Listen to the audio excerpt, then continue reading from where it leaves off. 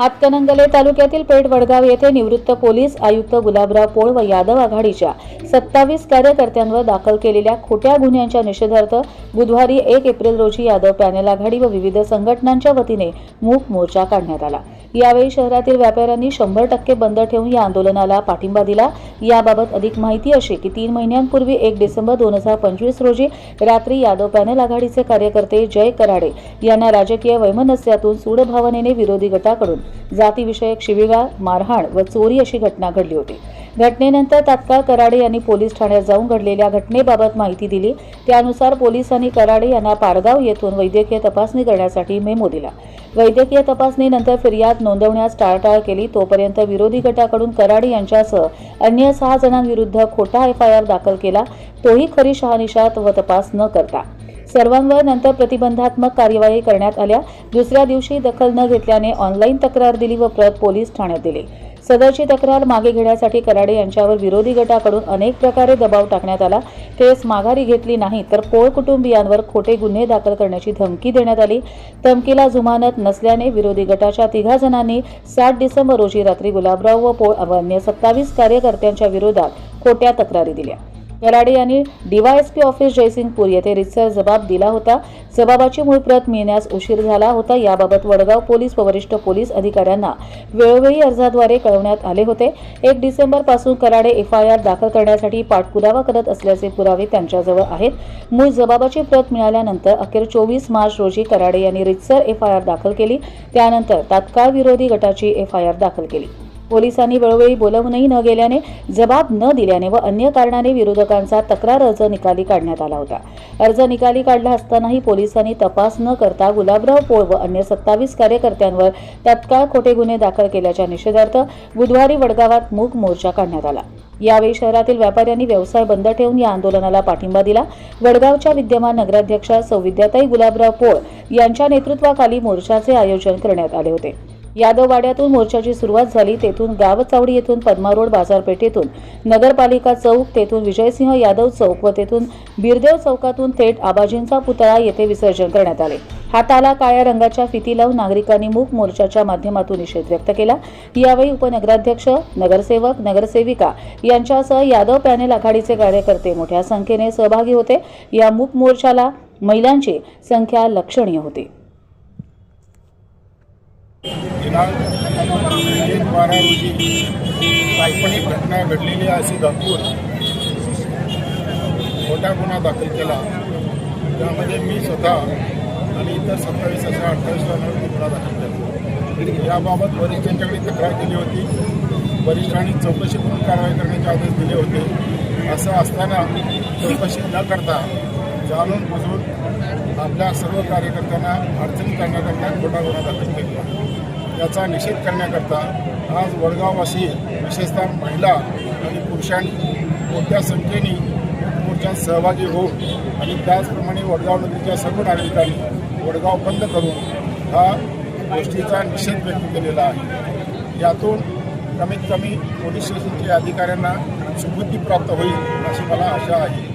त्याचप्रमाणे वरिष्ठ अधिकाऱ्यांनी सूचना दिल्या होत्या, त्यानुसार काय कारवाई झाली न झाली या संदर्भात परत वरिष्ठांच्याकडे तक्रार केली जाणार आहे। यामध्ये जे दोषी निष्पन्न होतील त्यांच्या विरुद्ध कारवाई करावी अशी आमची मागणी राहणार आहे। याशिवाय न्यायालयीन लढाई तर लढावी लागणार आहे। ही शेवटच्या टोकापर्यंत आपल्या सर्वांच्या सहकार्यानं आणि आशीर्वादाने लढली जाईल। तर त्यामध्ये आपल्या सर्वांच्या सहकार्याने आपल्याला यश प्राप्त होईल अशी मला आशा आहे। परत एकदा वडगाववासियांचे आणि मोर्चात सहभागी झालेल्या सर्व महिला, पुरुष आणि त्याचप्रमाणे नगरपालिकेतील सर्व नगरसेवक, नगरसेविका यांचे आभार मानतो आणि या ठिकाणी सर्वांनी आपापल्या निवासस्थानी शांततेने निघून जावं अशी सर्वांना विनंती करतो। जय हिंद, जय महाराष्ट्र। मी पेठ वडगावची नगराध्यक्ष म्हणून ह्या मोर्चामध्ये सामील व्हायच्या ऐवजी या पेठ वडगावच्या ज्या 26 लोकांच्या वरती, ज्या निरपराध लोकांवरती जे गुन्हे दाखल झालेले आहेत त्या गुन्ह्यांना वाचा फोडावी आणि परत हा प्रकार प्रशासनानं सर्वसामान्य लोकांच्या बाबतीत करू नये म्हणून आम्ही त्या सर्वांनी हे पाऊल उचललेलं आहे आणि हा मोर्चा अतिशय यशस्वी झाला आहे। महिलांनी अतिशय पाठिंबा दिलेला आहे। त्याचबरोबर तरुण वर्ग, पुरुष वर्ग सगळे आमच्याबरोबर सहभागी झालेले आहेत ह्याबद्दल मनापासून सगळ्यांना धन्यवाद. वडगाव नगरपालिकेच्या निवडणुका 2 डिसेंबर रोजी झाल्या. 2 डिसेंबरच्या आदल्या रात्री 1 डिसेंबरला रात्री 10:30च्या दरम्यान मी माझ्या वैयक्तिक कामासाठी जात असताना त्या ठिकाणी प्रभाग क्रमांक 3 मध्ये असणारे जे उमेदवार आहेत विरोधी गटाचे ते त्या ठिकाणी पैसे वाटपाचं काम करत होते. मला बघितल्यानंतर मी स्वतः पत्रकार असल्यामुळे त्यांना असं वाटलं की हा व्हिडिओ बनवेल, 112ला फोन करेल. त्या विचार करून या लोकांनी मला जातीवाचक शिवीगाळ करून माझ्यावरती हल्ला चढवला, मला लाथाबुक्क्यांनी मारहाण करायला सुरुवात केली. माझ्या अंगावरची अंगठी पोटाची त्यांनी काढून घेतली. त्यानंतर मी वडगाव पोलीस स्टेशनला गेलो, रीतसर त्या ठिकाणी तक्रार देण्यासाठी गेलो. त्या ठिकाणी मला वडगाव पोलिसांनी मेडिकल करण्यासाठी मेमो दिला.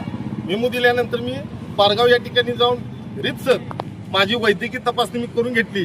मी वडगाव पोलीस स्टेशनला पहाटे आलो. आल्यानंतर त्या ठिकाणी मी सर्व हकीकत सांगितली, पण माझी फिर्याद त्या ठिकाणी घेण्यात आली नाही. मला दुसऱ्या दिवशी बोलवलं. दुसऱ्या दिवशी मतदान झाल्यानंतर मी संध्याकाळी गेलो, त्यावेळी पण मला त्या ठिकाणी दखल घेण्यात आली नाही. त्यानंतर मी रात्री 1:15 वाजता रीतसर ऑनलाईन तक्रार दाखल केली आणि त्याची प्रत वडगाव पोलीस स्टेशन या ठिकाणी दिली. काही दिवसानंतर मला डीवायएसपी ऑफिस म्हणून पत्र आलं की तुमचा जबाब नोंदवा. दिलेल्या तारखेला वेळेला मी जयसिंगपूर ऑफिस या ठिकाणी उपस्थित झालो. माझा जबाब मी त्या ठिकाणी रीतसर दिला.